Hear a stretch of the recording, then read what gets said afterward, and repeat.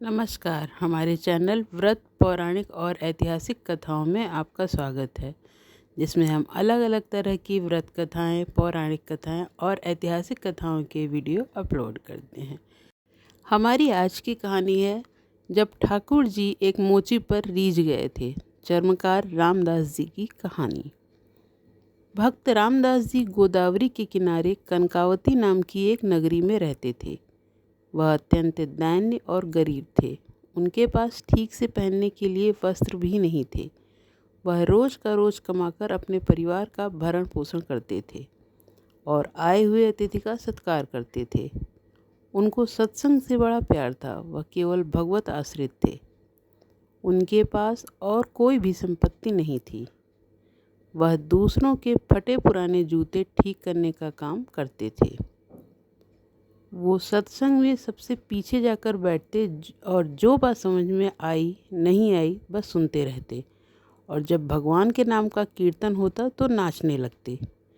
एकांत में वो कभी कभी हृदय से पुकार उठते, हे हरि, मैं जैसो तैसो तीरो। इसके अलावा उन्हें और कुछ नहीं आता था। वो एकदम भोले भाले भक्त थे। यह पंक्ति, हे हरि, मैं जैसो तैसो तीरो, उनको इतनी अच्छी लगती थी कि वो निरंतर इस पंक्ति को गुनगुनाते रहते। इससे उन्होंने प्रभु से संबंध बना लिया और उनका मन पवित्र हो गया। कभी कभी वे आंसू बहाते और इस पंक्ति को गुनगुनाते। एक दिन एक चोरों की मंडली किसी धनी के यहाँ चोरी करके आई। उन्हें वहाँ शालिग्राम भगवान एक स्वर्ण के सिंहासन पर विराजमान मिले। सिंहासन तो उन्होंने बेच दिया और सोचा कि ये काला पत्थर हमारे किस काम का। उन्होंने देखा कि रामदास जी एक पत्थर पर अपने औजारों की धार तेज कर रहे थे। वे चोर उनके पास आए और कहा कि अगर तुम हमें नए जूते दे दो तो हम तुम्हें ये चिकना पत्थर दे देंगे। ये तुम्हारे औजार घिसने के काम आएगा। रामदास जी ने चोरों से शालिग्राम जी को ले लिया। उन्होंने जब चिकने पत्थर में अपने औजार घिसे तो उनको बढ़िया तेज धार मिल गई। उन्होंने सोचा कि चलो, जूतों के बदले में अच्छा पत्थर मिल गया। अब वो उस पत्थर से औजार घिसते रहते और कभी कभी आंसू बहाते और कहते, हे हरि, मैं जैसो तैसो तीरो। उनके आंसू शालिग्राम पे गिरते और अब जब जोर से घिसना होता तो वे दोनों चरणों के बीच में शालिग्राम जी को फंसा लेते और फिर घिसते। शालिग्राम जी को अपने पैरों के बीच में पकड़कर उनको बड़ा आनंद मिलता। भगवान बड़े लीला बिहारी हैं। उन्हें इससे कोई फ़र्क नहीं पड़ता कि आप उनके साथ क्या कर रहे हैं। एक दिन एक पंडित अपनी पादुका रामदास जी के पास ठीक कराने आए। जब उनकी दृष्टि रामदास जी के काले पत्थर पर गई तो उन्होंने देखा कि वह शुभ चिन्हों से युक्त था और उस पर चक्र का चिन्ह बना हुआ था। वह समझ गया कि यह तो साक्षात शालिग्राम जी हैं। ब्राह्मण ने कहा, तुम्हारी बुद्धि मारी गई है, यह तुम क्या कर रहे हो? रामदास जी ने कहा, अपने पत्थर से अपने औजारों की धार बढ़ा रहा हूँ। ब्राह्मण समझ गए कि ये मूढ़ आदमी है, इससे क्या ही बात करें। उन्होंने कहा, तुम्हें जितने रुपए चाहिए मैं तुम्हें दूंगा और यह पत्थर मुझे दे दो। उसने सोचा कि अब इसे क्या समझाएं कि ये स्वयं भगवान है, इसके क्या समझ में आएगा, और जब इसकी ऐसी हालत है कि ये शालिग्राम भगवान को अपने पैरों में रखता है। रामदास जी ने कहा कि ये पत्थर मेरे तो बहुत काम में आया है, लेकिन आपकी इच्छा है तो ले जाइए। मैंने इसके ना तो पैसे दिए थे, ना ही आपसे कोई पैसे लूँगा। आप ले जाइए इसे। ब्राह्मण यह सुनकर आनंदित हुए और शालिग्राम भगवान को लेकर अपने घर को चले गए। पंडित जी घर आए। उन्होंने जल और दूध से शालिग्राम जी का अभिषेक किया। उन्होंने सुंदर सिंहासन में विराजमान किया। मंत्रों से उनका पूजन किया। पंडित जी ने सोचा कि भगवान मेरी इस चेष्टा से प्रसन्न होंगे, क्योंकि वहाँ वो पैरों में पड़े हुए थे और यहाँ मैं उनको सुख पहुँचा रहा हूँ। पंडित जी की इस प्रकार की सेवा और पूजा से ठाकुर जी असंतुष्ट हो गए। पंडित जी शालिग्राम जी की पूजा पूरी विधि से जानते थे, लेकिन उनके हृदय में प्रभु के प्रति अपनापन नहीं था। रामदास जी को कोई ज्ञान नहीं था, पर उसके हृदय में अपनापन था कि मैं प्रभु का हूँ और प्रभु मेरे हैं। वो कभी कभी आंसू बहाता और वो आंसू जो शालिग्राम भगवान के ऊपर गिरते, उनसे बड़ा पंडित जी का पंचामृत नहीं था। और जब वो आह भर के पुकारते, हे हरि, मैं जैसो तैसो तीरो, ठाकुर जी को उसके सामने वेद मंत्र अच्छे नहीं लगे। एक दिन ठाकुर जी ने वैष्णव का रूप धारण किया और पंडित के स्वप्न में पहुंच गए और उन ब्राह्मण से कहा कि तुम मुझे रामदास जी के पास पहुंचा दो। यह तुम्हारा अभिषेक और सिंहासन में विराजमान करना मुझे बिल्कुल अच्छा नहीं लग रहा। मुझे उसकी सूखी रोटी और आ भरी पुकार ने खरीद लिया है। मुझे वहीं पहुंचाओ। और अब जब स्वयं भगवान ने स्वप्न में ऐसा आदेश कर दिया तो पंडित जी के होश ही उड़ गए। ब्राह्मण ने सोचा कि मैं जिसे अनपढ़ और गंवार समझता था, प्रभु उसे इतना प्यार करते हैं। अब पंडित जी ने हाथ में सुंदर वस्त्र पर शालिग्राम भगवान को लिया और भगवान से कहा कि आपको पता है कि आपके ऊपर वह औजार घिसता है। चंदन तिलक लगाने की बात तो जाने दो, सिंहासन में विराजमान करने की भी बात जाने दो। आप पर पैर रख के औजार घिसता है और आपको वो भी पसंद है। प्रभु ने कहा, जब वो आंसू बहाते हुए मेरा नाम बोलता है ना, मुझे इतना सुख मिलता है जो तुम्हारे वेद मंत्रों से भी नहीं मिलता। और जब वो मेरे ऊपर पैर रखता है तो मुझे ऐसा लगता है कि वो आत्मसमर्पण कर रहा है। ब्राह्मण यह सुनकर बहुत दैन्य हुए कि यह मेरा दुर्भाग्य है कि आज तक मुझे वह प्राप्त नहीं हुआ जो रामदास जी को प्राप्त हुआ, क्योंकि स्वयं ठाकुर जी वहाँ जाना चाहते हैं। यह विचार करके उन्होंने शालिग्राम जी को रामदास जी के घर लेकर जाने का निश्चय किया। और वह मन में बहुत जल रहे थे कि मैं ब्राह्मण हूँ लेकिन आडंबरी हूँ।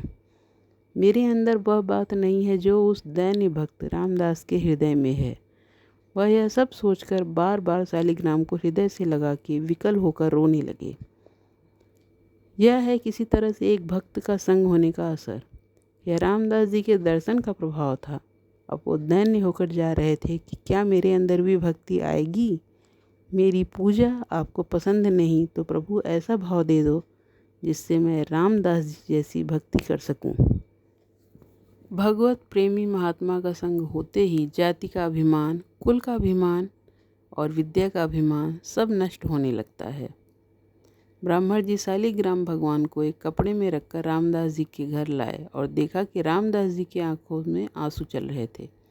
उनके तो होश उड़ गए। बार बार मुख से निकल रहा था, हे हरि, मैं जैसो तैसो तेरो।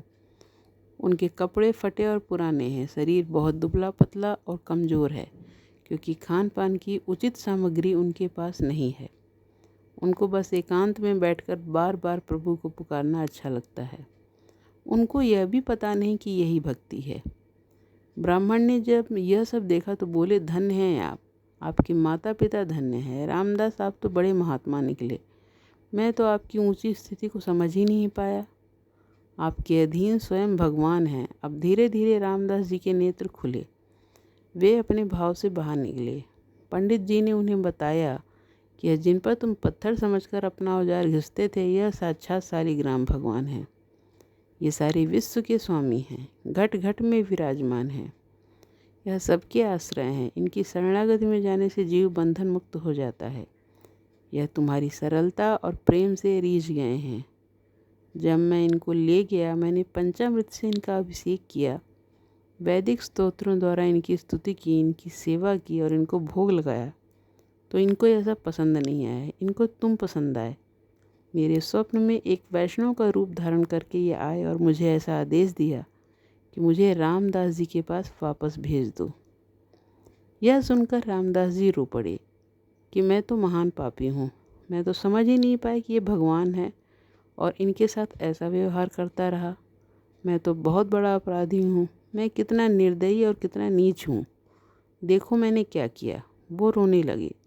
ब्राह्मण ने उन्हें बताया कि तुम्हारे अंदर जो भाव आया है ना, यह बहुत कृपा से आता है। ब्राह्मण के वचन सुनकर रामदास जी के हृदय में थोड़ी सी शीतलता आई। उन्होंने ब्राह्मण के चरणों में नमन किया और ब्राह्मण वहाँ से चले गए। जैसे ही ब्राह्मण वहाँ से गए, रामदास जी ने शालिग्राम की मूर्ति लेकर उसको हृदय से लगाया और खूब रोने लगे। वे कहने लगे कि प्रभु, मैं जान नहीं पाया कि ये आप ही हो।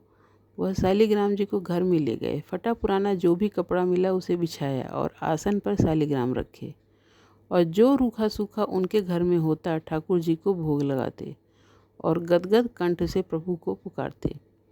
कई दिन ऐसी सेवा के बाद उनके हृदय में यह बात आई कि मैं तो जानता नहीं कि आप शालिग्राम भगवान हो। पंडित जी ऐसा बोल कर गए हैं, यदि आप भगवान हैं तो मुझे दर्शन दीजिए। और अगर आप मुझे प्यार करते हैं तो अब छुपा छुपी का खेल बंद करें और मुझे दिखाइए कि कैसे होते हैं भगवान। मुझे तो पता नहीं, अगर मुझे आपके दर्शन नहीं मिलेंगे तो मैं प्राण त्याग दूंगा। मैं अब आपके बिना जी नहीं सकता। रामदास जी की प्रेम भरी पुकार सुनकर सर्वेश्वर प्रभु स्थिर न रह सके। वो एक वैष्णव का रूप बनाकर रामदास जी के घर पहुँचे। रामदास जी के तो आंसू चल रहे थे। वे प्रभु के प्रेम में झूम रहे थे। भगवान वहाँ खड़े हैं। प्रेम दशा का निरीक्षण करके मुस्कुराते हुए उससे बोले, अरे भैया, ये तो नाच कूद क्यों मचा रहा है? कुछ मिल गया है क्या तेरे को? रामदास जी को आवाज़ सुनाई दी तो उन्होंने आंखें खोल के देखा कि कोई वैष्णव है। उन्होंने उन्हें साष्टांग दंडवत प्रणाम किया। उन्होंने वैष्णव से कहा कि जब ये शालिग्राम भगवान मिले हैं तब से मेरे हृदय में कुछ हो रहा है, बेचैनी हो रही है, मुझसे जिया नहीं जा रहा। वैष्णव ने उनसे पूछा कि क्या आप इन शालिग्राम को भगवान समझकर पूजते हैं? रामदास जी ने कहा, हाँ, मेरे अंदर एक आकांक्षा हुई है कि मैं भगवान को साक्षात देखूं, पर मुझे अब तक उनके दर्शन नहीं हुए। मुझे कोई पूजा विधि नहीं आती, कोई मंत्र आदि नहीं आता। जैसे मन में आता है वैसे मैं इनकी सेवा करता हूँ। क्या दीनदयाल प्रभु मुझ पर रीझ जाएंगे? ऐसा कहकर रामदास जी चिल्ला चिल्ला कर रोने लगे। वैष्णव ने कहा कि यह बात तो ठीक नहीं है। भगवान बड़े बड़े योगियों मुनियों की तपस्या से भी उनको दर्शन नहीं देते, तो तुम जैसे मनुष्य को भगवान कैसे दर्शन देंगे? मेरी बात मानो, यह दर्शन की बात छोड़ो और अपना काम धंधा करो। थोड़ी देर रोज भजन साधना कर लिया करो। वैष्णव की यह बात सुनकर मानो रामदास जी का हृदय फट गया। उनकी आंखें खुली की खुली रह गईं। उन्होंने कहा, वैष्णव देवता, आपका कहना सत्य है। मैं भगवत साक्षात्कार का बिल्कुल अधिकारी नहीं हूँ, पर मैं क्या करूँ, अब मुझसे जिया नहीं जाता। मेरे स्वामी बड़े करुणा सिंधु हैं, जो चाहे कुछ हो, मुझे दर्शन मिलेंगे। रामदास जी नाचने लगे और फिर भी विकल होकर पुकारने लगे, और प्रभु खड़े हुए यह सब देख रहे थे। भगवान वैष्णव स्वरूप से बोले, बेटा रामदास, तेरा जीवन धन्य है। मैं देखना चाहता था कि तू मेरे प्यार में कितना विकल है। देख मुझे। यह सुनकर उन्होंने आंखें खोली और देखा वह वैष्णव नहीं थे, वो भगवान श्याम सुंदर थे। रामदास ने देखा कि स्वयं मदन मोहन त्रिभंगी लाल थे। उन्होंने अपने होठों पर बंसी धारण की हुई थी। आनंद मुद्रा में वह विराजमान थे और रामदास जी की तरफ देख रहे थे।